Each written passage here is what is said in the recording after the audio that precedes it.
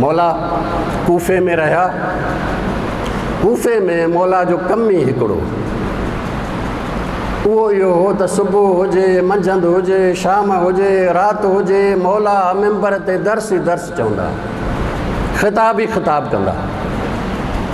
मौला एतिरा ख़िताब कया आहिनि इन कूफे जे मिंबर ते।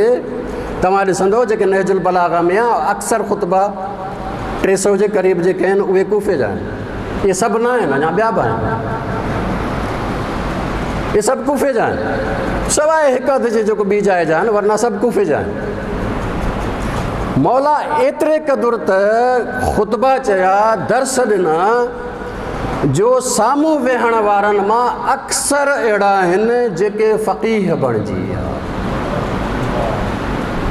अक्सर फ़क़ीह बणिजी विया। उन्हनि मां हिकिड़ो तव्हां ॿुधंदव, हबीब इब्न मज़ाहिर जेके इमाम हुसैन लिखियो, रजुलुन फ़क़ीह, इहो फ़क़ीह इन कूफे जो अली इब्न अबी तालिब जे मिंबर जे हेठां बणियल फ़क़ीह, अक्सर फ़क़ीह बणिजी। मौला जा इहे ख़ुतबा लिखिया वेंदा। मौला ख़ुतबो शुरू कंदा त लिखण वारा साम्हूं काग़ज़ ऐं कलम खणी वेठा हूंदा। उन्हनि लिखण वारनि में हिकिड़ो ख़ुदि इमाम हसन अलैहिस्सलाम ऐं इमाम हसन अलैहिस्सलाम जेके ख़ुतबा लिखिया, इहे बाद में जेके आहिनि उहो किताब इमाम हुसैन वटि, इमाम ज़ैनुल आबिदीन वटि, इमाम बाक़र वटि, इमाम सादिक़ वटि, इहो आइम्मा वटि रहियो आहे। इमाम सादिक़ अलैहिस्सलाम जॾहिं फ़रमाइनि था त अली इब्न अबी तालिब कूफे जे मेंबर ते ही ख़िताब फ़रमायो त उहो उन इमाम हसन जे लिखियल किताब मां पढ़नि था। दीन इस्लाम जेको मटायो वियो हुयो, जेको तब्दील कयो वियो हुयो, सभु अली अलैहिस्सलाम दोबारा बयानु कयो आहे। अली अलैहिस्सलाम इहा हुकूमत जेका क़बूल कई आहे, मौला खे ख़बर हुई त हुकूमत क़ाइमु न रहंदी।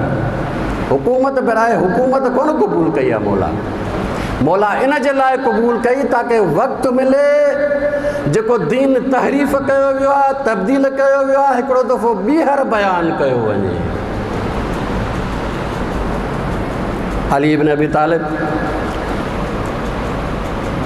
36 हिजरी जंग जमल, 37 हिजरी सिफ़ीन, 38 हिजरी नहरवान ऐं 40 हिजरीअ जे चंद महीननि खां पोइ मौला जी शहादत।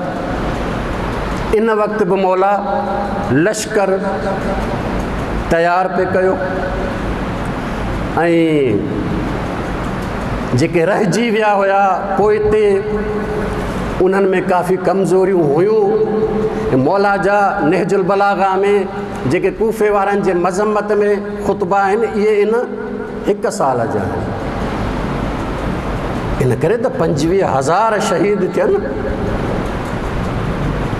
त जेके इश्क़ ऐं मुहबत में हुया, जेके जंहिं दर्जे जा हुया, उहे त इलाही शहीद थी विया आहिनि।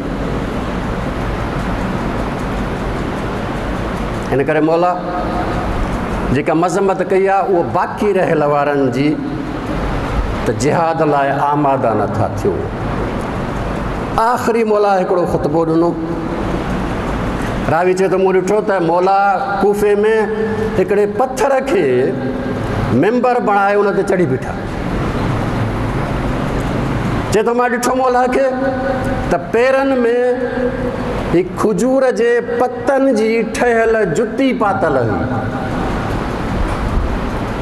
खजूर जे पतनि जी ठहियल अलीअ खे जुती पातल हुई ऐं मौला जे पेशानीअ ते सजदे जो निशान हुयो।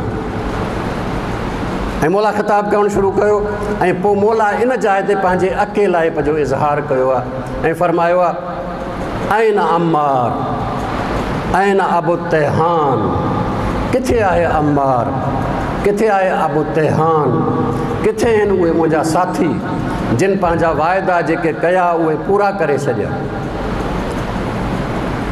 रावी चए थो त मौला जे इन ख़ुतबे इन कूफे में अहिड़ो ज़िलज़िलो बर्पा कयो जो चंद ॾींहंनि में मौला जे इन अलम हेठां 40,000 जो लश्कर जमो थियो। हाणे मोला थोरो थोरो लश्कर ठाहे अलम ॾेई मोकिलीनि था, वञो ॿाहिरि छावणीअ में कूफे जे ॿाहिरां तयारी कयो। सभ खां पहिरीं इमाम हसन अलैहिस्सलाम खे लश्कर ॾिनो, अलम ठाहे ॾिनो, वञो तव्हां। उन खां पोइ वरी अबू अयूब अंसारीअ खे अलम ॾिनो, 5000 जो लश्कर उनखे रवानो कयो। ईअं रवानो करे रहिया हुया।